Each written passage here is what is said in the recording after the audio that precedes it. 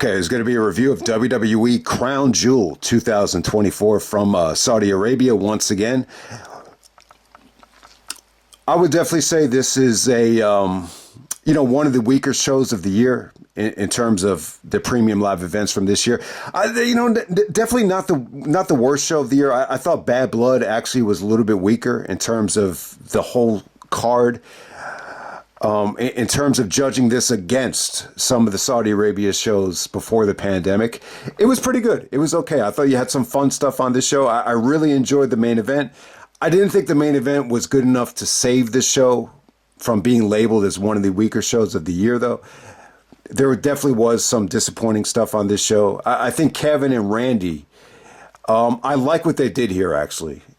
You know, if you're very negative on the Saudi Arabia atmosphere, I think KEVEN and Randy has so much juice that, maybe you save this until WrestleMania. So let's just get right on to the show here. We have the Bloodline of Solo Sikoa, Jacob Fatu, and Tama Tonga coming out there with Tonga Loa to kind of manage them. So I was kind of thinking about this Tonga Loa situation for War Games. I'll get more into that in a second. And then they're taking on Roman Reigns and the Usos, Jey Uso, Jimmy Uso, forming back together. Solo's evil power trip has brought the Bloodline back together, including Sami Zayn for this show. So the Sami stuff was really interesting. It really was awesome to see Sami, reunite with the Bloodline here. I think eventually this is going to lead to Sami Zayn turning heel. Not necessarily at War Games, but, possibly leading up to WrestleMania. I think Sami's kind of due for a change of direction after this, fairy tale run he's been on. After coming up short to Gunther on Raw. But hey, man, with this match right here, definitely SmackDown quality, but at the same time, Roman rarely ever wrestles. So it was a little bit eventful.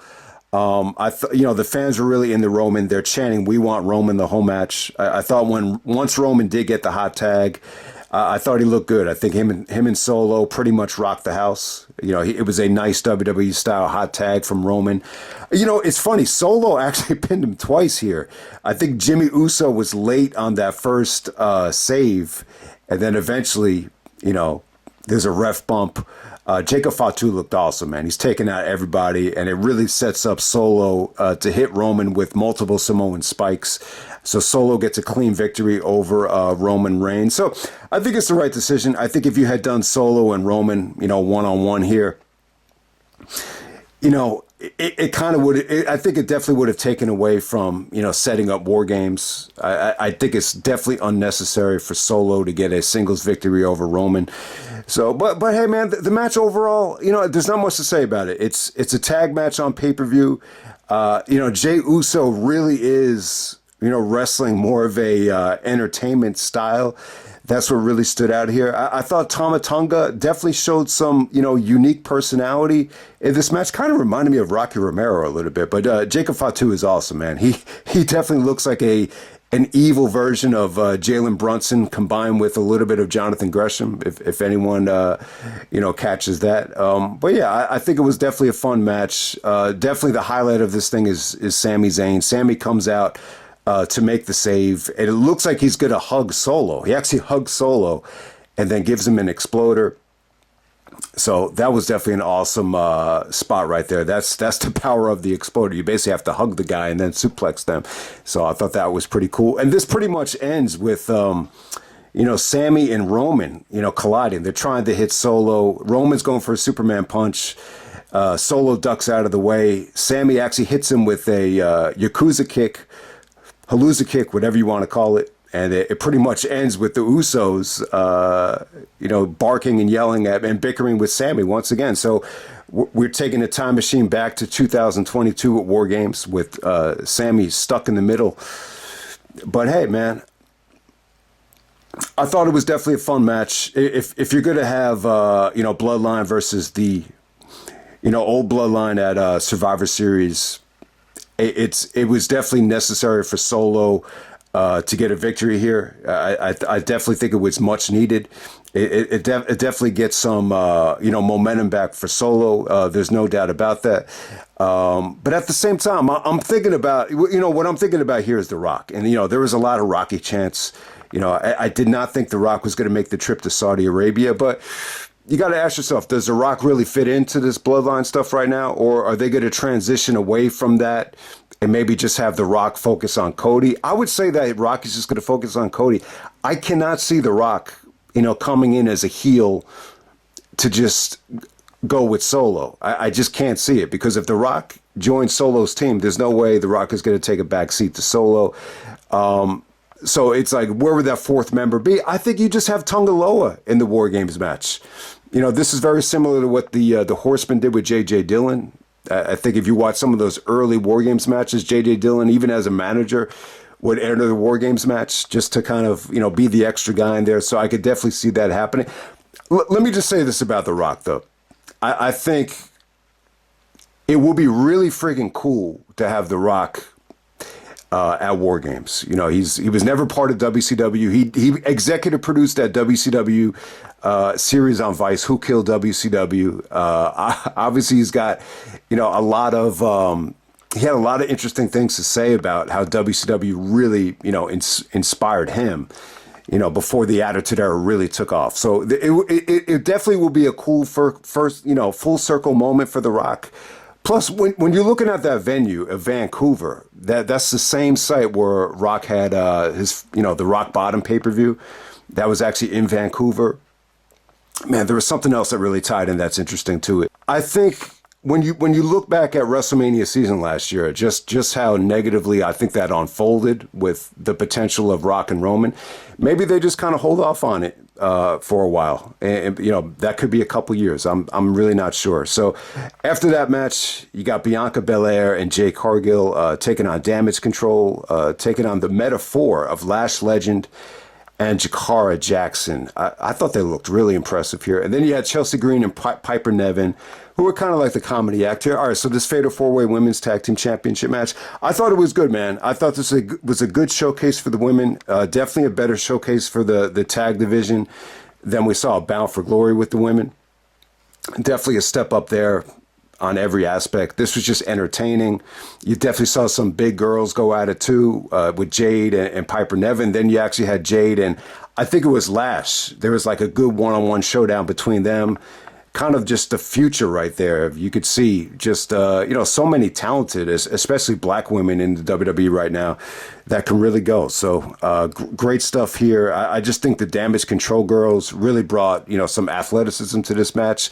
Bianca and Jade hit an awesome finish, and they did some cool comedy stuff with Chelsea.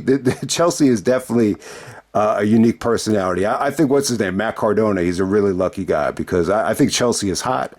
And, who has a better personality than her right now? So she actually accidentally, Piper actually hit her by accident a couple times. So there's definitely a nice little fun dynamic there between them. But Bianca and Jade go over once again. And we move on to the next match. We got Seth Rollins taking on Bronson Reed. All right, so if anyone remembers, the night after SummerSlam, it really looked like we were going to transition to Punk and Seth. But Bronson Reed ruined the party for Seth. And I got to say, if anyone remembers, some of those Bronson Reed, beatdowns on Seth were awesome. They were so good that they kind of overshadowed this match. They quite didn't have that, David versus Goliath feel, for this exact match. Whatever holy shit moments happened there when Bronson took out Rollins, when he's coughing up blood and, splashed the shit out of him. Something was just missing about this match. I don't know what it was. I mean, what really stood out here from Seth is the ring attire. I don't know if he's trying to pay tribute to Jimmy Jacobs. This almost had like a gothic emo type of look for Seth with the ring attire. When you see the kind of jeans he's wearing the Jordan 11s from Space Jam. I mean, look, if I had money to burn, one of the first things I would do is just buy as much Jordans as I could, especially from the days when he was playing in the 90s or whatever. But God, I don't know. I'm just not a fan of, wrestlers wearing basketball sneakers during matches. I just thought it looked a little bit weird. And something here was just a little bit off. Like when you compare this to a David versus Goliath match, like Shawn Michaels and Vader, something was just lacking here. I'm not exactly sure what it was. Seth was pretty confident though. Even when he was, getting beat down, he started bitch slapping Bronson Reed, just saying you should have finished me when you had the chance. So they did some good stuff out there. Bronson did hit, some devastating suplexes. This thing just never got going for me, man. It just never really, got to the next level. The ending was pretty cool though. Bronson takes the steel steps. He's trying to hit Seth with it. Seth gives him a drop toe hold. And, Bronson's just laid out on the steps. And then Seth just gives him, 3 huge curb stomps, one on the steps. The last one ended up being off the top rope. Bronson's actually cut legit from the eyes. So it looked pretty cool, just a series of curb stomps from Seth. But you knew Seth had to go over. I think eventually Seth is going to take on Punk, whether it's at the Rumble or WrestleMania. It's coming. He might win the #1 contenders match on Raw and, take the title from Gunther at Survivor Series. I think that's possible. I think Seth could possibly take the championship from Gunther at Survivor Series. It's definitely possible. I do not think Seth and Punk necessarily needs to be for the championship. If it's going to happen at the Rumble, I think it needs to be for the title. If it's going to happen at WrestleMania, I don't think it has to be for the championship. It's very possible that you could get Punk and Seth out of the way at the Rumble, and then you could actually have Punk and Cena, main event WrestleMania, not for the championship. And, that will make Punk happy. He can main event WrestleMania. It doesn't even need to be for the championship. But most likely, I think Rollins and Punk will happen at WrestleMania for the championship. But it could happen at the Rumble. But you get the point. Seth needed a big win over Bronson so he could kind of put this behind him and then move on to bigger and better things. You had Liv Morgan taking on Nia Jax. This is the Raw Women's Champion versus the SmackDown Women's Champion. For the inaugural WWE Women's Crown Jewel Championship. Not a great match right here, especially when you compare it to, what happened at Bound for Glory. I thought the women at Bound for Glory stole the show. Jordan Grace, Masha Slamovich. So when you compare it to that, it's a little bit disappointing, especially when you consider that this is champion versus champion. It's just a weaker showcase for the women. It definitely, even if they got the green light, and they did not get the green light to deliver here. But even if they did, I don't think it would have topped what Jordan and Masha did at Bound for Glory, where they stole the show for the second Bound for Glory in 3 years. But hey, man, I think one of the issues with this match in particular is, I just noticed a lot of people were kind of negative on this match. When you see Liv Morgan, with this sexy championship, it's just like, man, she didn't really deserve it. Like, she didn't even look that good in this match. She got a lot of help. So there's a lot of negative perceptions about Liv Morgan and Nia Jax as well. This is not a great combination. I was not excited about seeing this. I did not think it would deliver, and it definitely did not deliver. At the same time, though, to be fair, halfway through the match, they had Tiffany Stratton come out. Tiffany's a little bit indecisive about who to cash in on. Nia's telling her, just yelling at her to go to the back. And then you had Raquel Rodriguez stop Tiffy from cashing in. And then that opened the door for Dominic to come out. So you had all these different things going on. That allows Liv to actually retain the belt after Dominic comes out to, cause a distraction. So, yeah, I mean, Liv Morgan actually wins this thing. It's just tough, man. It's tough to see Triple H in this role. I don't know. I feel like he's coaching kids out there. That's what this comes off like to me. But hey, man, I think Liv Morgan is a great looking girl. I think she could definitely, get better in the ring, but it's really not that much of an upgrade from having Alexa Bliss as champion. It just feels like to me a lot of the best women in the company right now, they're either in the tag division like Bianca, or, they're trying to settle beefs like a Rhea Ripley, or they're, sitting out as a part-timer like Charlotte. It's as simple as that. So, this is just not a great time for the women's division in terms of the, championship title scene. There's no doubt about it. Next up, we have Kevin Owens taking on Randy Orton. The match never officially starts due to chaos ensuing is the official ruling here. But I got to say, man, what sucks about this Peacock thing, and that's another thing I wanted to mention. Like, I kind of knew, once they made the announcement to go to Netflix, that I just thought, some of the Peacock shows were definitely going to take a hit because, it's natural that they're going to save a lot of the best stuff for Netflix. You got Cena returning. I don't think Punk is even going to appear on TV until they move to Netflix. Possibly the same thing with The Rock. I mean, it'd be cool to have The Rock at War Games. The Rock's return to the Canada, but I just don't know. But you just kind of know. You just kind of knew they're not going to give away a lot of great stuff these last couple of months on Peacock, and I thought this feud was really good, though, man. Like if you saw any of the build up on SmackDown, the promo that Randy cut with Triple H about protecting Kevin Owens, and then Triple H is like, "No, Randy, I'm protecting you." I thought that was great. Some of the best stuff Triple H has ever been involved with in years. Randy Orton wanting to talk to Triple H and not Paul Levesque. I'll give that a thumbs up. I thought that was a great promo. Owens has been awesome. Owens really kind of, almost like a Bret Hart, type of heel turn for him, where he believes he's right. He's really disappointed in Randy. I think Kevin accidentally hit Randy in one of the fist fights with Cody when he was trying to be breaking up. And then Randy got hit, and then all of a sudden Randy just starts punching the shit out of Kevin Owens, and Owens just feels betrayed that Randy would do that. And if you look at what Kevin is dressing up as, he's coming out wearing Dusty Rhodes shirts. This match right here, he actually wore a Cowboy Bob Orton shirt. So I like where Kevin is going right now. The fact that he's wearing the shirts of their fathers just, it ties into the fact that he believes he's the good one, he's the righteous one. And so, yeah, there's a lot to like here. I think Kevin is at his best as a heel. I mean, at his core, he reminds you of Buzz from Home Alone, that type of bully. And, that this match right here, it never officially got going, but it was cool, though. It was a great beatdown. You had the whole locker room come out. Jamie Noble, Daivari, Adam Pearce gets RKO'd.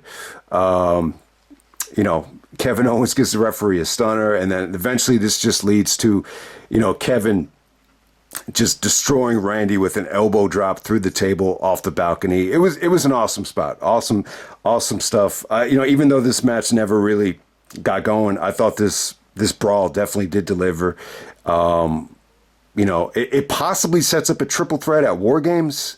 You could do Cody, Kevin, and Randy in a triple threat match. But definitely Kevin is going to be in the championship match at War Games. So I'm really looking forward to that. This is going to be much more personal now. It's probably going to be Kevin and Cody one-on-one. I think you could easily save Kevin and Randy for WrestleMania. That's how much juice I think the feud has right now. Okay, next up we had LA Knight taking on Andrade and Carmelo Hayes. Triple threat match for LA Knight's United States Championship. I thought this was good, man. Thought this was a lot of fun. Definitely the second best match of the night. Easily, one of the funner matches to check out from this show. No video package here, but they did have a best of 7. Actually, they called it Game 7 between Andrade and Carmelo, kind of tying into Carmelo's love for basketball and sports, I guess. Didn't see most of these matches, but man, the Andrade Carmelo stuff, I got to say, I think great chemistry between these guys, super competitive. I think, LA Knight here, going to get a little bit of criticism for the way he wrestled here, a little bit more of an entertainment style from him. He was actually the special guest referee for Game 7 between them, and it ended up kind of laying out both guys. Nick Aldis actually said, well, you just screwed yourself. You could have to wrestle both guys at Crown Jewel, and here we go. But yeah, I thought it was a fun as hell triple threat match. LA Knight, if you're not an LA Knight fan, this isn't going to change the perception. Just some of his punches here were just very, sports entertainment driven. It's as simple as that. You're not going to like everything he did here, but I will say the BFT, the Blood Force Trauma, finishers here came off great. Just how Carmelo did some Matrix-like counters to it. I thought that came off great. The ending came off great as well, with him actually intercepting the facebuster from Carmelo and then, kind of hitting that BFT out of nowhere. I thought that came off great.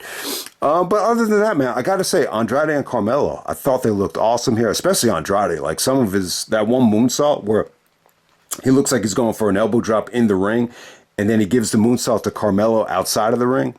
I thought that came off great. Carmelo actually hit the nothing but net. Things opened up for him. There were a lot of cool stuff here, like in terms of guys going for double pins. Andrade did that beautiful. He did the Spanish Fly. Then he did the Kota Ibushi spot. And then LA Knight actually hit a senton splash trying to cover both guys. There was like a lot of simultaneous pins where they're trying to cover both guys. So it was cool. It definitely felt entertaining, fast paced, athletic as hell, especially from Andrade and Carmelo, man. Those two guys, you could just tell. Really, really fun action. Doesn't even go 10 minutes, but by far the second best thing on the show. All right, next up we have the match of the night. We got Cody taking on Gunther, however you want to say it, for the Crown Jewel Championship. Okay, so they go back to Cody and Gunther. I thought this was an awesome decision. Actually, I think this was definitely the right booking. I felt like a big match. I think for Crown Jewel, this is a satisfying main event. I think you rather see this match take place in this spot rather than at Survivor Series. Survivor Series has a very historic and controversial legacy with the WWE Championship. I think you want to have the WWE Championship defended at every Survivor Series. Definitely. Going back to the Screwjob, going back to Shawn versus Sid, it definitely has a unique legacy of controversy and just fun reactions. So, if you're going to do a champion versus champion match, not for the title, I'd rather it be at Crown Jewel. So that's what we got right here. A very unpredictable match too. I felt like Gunther needed the victory more than Cody. I figured maybe KEVEN would run in and cost Cody the match. So my money would have been on Gunther winning here. So it really kind of surprised me that Cody won this thing. But it doesn't really tell you anything that you don't already know. Shades of Sean O'Hare right there. But yeah, Cody winning. I think everybody knows that Cody is the bigger champion, the bigger star. He's going to be treated like the bigger draw leading up to WrestleMania. So the fact that he won this match, it's just like, all right, I think we already knew that. So Cody wins this, as A-Rod would say, a beautiful to look at championship. This Crown Jewel Championship. You have Triple H out there. You have Liv Morgan out there. It wasn't crazy about the aftermath here. It felt a little bit cheesy. Once again, it's tough to see Triple H, in this role because it's such a contrast to the real guy from 2004 or the real Triple H, whatever you want to call it. But, the actual match, I would say this. The magic quite wasn't what I was expecting. I think the match is... I thought it was good. I definitely think it delivered. I would definitely give this a 4-star rating. I think anything over than 4 is extremely generous.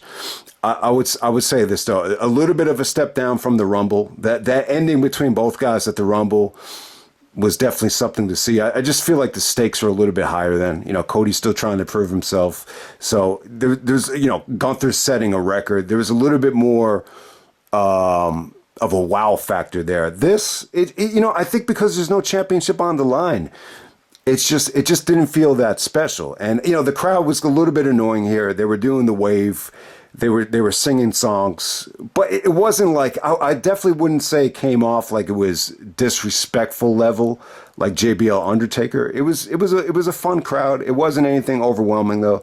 I wouldn't say this was one of the better crowds of the year, but they weren't awful.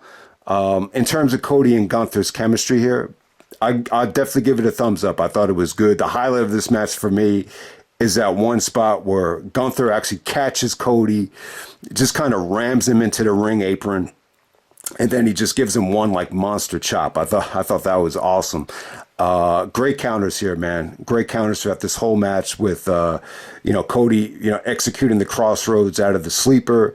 Gunther catches Cody, hits him with the power bomb. Cody kicks out. Gunther kicks out of the crossroads. I mean, they did some cool stuff here. And the highlight would be the ending. I mean, I thought the ending was sweet. So they kind of pay homage to Bret Hart. So if anyone missed it, Gunther and Bret actually did a promo where Gunther was just very disrespectful to Bret Hart and basically insinuated that he's the best there is, the best there was, the best there ever will be, and kind of talking down to Bret. And Cody kind of takes a page out of Bret Hart's playbook to kind of pay Gunther back. So it was pretty cool. Just the way it was set up, I came off great. So, they kind of, do the Piper spot from WrestleMania 8, or you want to say Survivor Series spot with Austin from Survivor Series 96. It's a little bit different, though. When you look at those finishes, Brett actually runs up the turnbuckle to counter and get leverage. It's a little bit different. So Cody actually avoids getting chopped. Then he goes for like a springboard Cody cutter. Gunther actually catches it, transitions into a sleeper, and then Cody reverses it, gets leverage, and you do the Bret Hart finish there. It was a pretty cool ending. Awesome ending. Really, really good match. Good main event right here between Cody and Gunther. Glad that they got it in. I think Cody and Gunther is a hell of a combination. They proved it at the Rumble. They prove it here once again. I thought it was good. It's definitely not Cody's best match from this year. I definitely wouldn't put it over the AJ matches. Definitely wouldn't put it over the Roman match from WrestleMania. But if you want to argue that this is better than Cody and who did Cody take on at King of the Ring, King and Queen of the Ring, Logan Paul? I would definitely say this is a little bit better than the Logan Paul match. Definitely better than the solo match from SummerSlam. Who else did Cody wrestle this year? I would actually put it above the Kevin Owens match from God, I'm having a tough time with these. From Berlin, the Bash at Berlin. I would definitely put it over that. Just by a nudge. But yeah, this is a fun main event between Cody and Gunther. Fun stuff. I didn't think you needed Liv Morgan to come out at the end. It kind of exposes the business a little bit because Liv is a heel. But hey, man, if you want to argue that Cody and Liv made a nice couple out there with both championships, I'm not going to disagree with you. But what this really, let me just end the video right there. This went way longer than I anticipated. Maybe it wasn't that bad of a show looking back on it. But yeah, this whole Crown Jewel Championship, you know what this is? We have the election coming up this week. So if anyone remembers, Trump, He used to have ties to the mafia. So there was these guys that had ties to the mob that used to give out 5-star diamond awards to hotels. Obviously, Trump had the Trump Plaza, the Taj Mahal. So yeah, these guys used to just present these 5-star diamond awards just to kind of please Trump. And it was just good for both parties. It makes Trump look good that you get the 5-star, and at the same time to be associated with Trump. Obviously, it elevates, their brand as well. So it's kind of the same thing here, where it's just kind of, you almost feel like they're just presenting this championship just to kind of cater to, the Saudi Arabia executives or whatever the company is that they signed a deal with. Was it Panavision or Ultravision, whatever it is. That's how it kind of came off to me. It's just, it's just good marketing. It's just good public relations. I don't think this championship really means that much. I will be really disappointed if Cody and Liv have to carry both championships. Hopefully this is just like an Owen Hart championship where it's more of a trophy rather than a championship that people are actually going to bring to the ring. But let me just end it right there, man. I don't want to give this pay-per-view that much more time. I thought it was okay. There's some good stuff on it, but for the most part, there's some really disappointing stuff as well. The women's championship is definitely, once again, one of the weakest matches, I think, this whole year. But hey, man, you know what? This definitely felt like more of a complete show than Bad Blood. So I would actually say nothing was as good as Punk and Drew from Hell in a Cell on this show. But it felt like more of a complete show, more of a satisfying show from start to finish. And definitely makes you excited about War Games, with the Bloodline. But yeah, let me know about The Rock. What do you think The Rock is going to do? He did come back at Bad Blood, but my impression was that was just a nice way for The Rock to say hello, just to kind of keep himself relevant, heading into WrestleMania. So I would actually say I would doubt that Rock is a part of War Games. But I think it would be cool to happen because of the Vancouver connection with Rock Bottom and, The Rock's, ties to the WCW documentary. I wouldn't really mind it. So we'll see what happens.